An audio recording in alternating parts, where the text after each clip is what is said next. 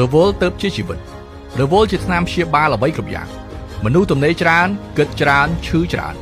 មានតែធ្វើខ្លួនឲ្យរវល់ទេទើបអាចធ្វើឲ្យអ្នករីកចម្រើនគ្មានពេលគិតរឿងអត់ប្រយោជន៍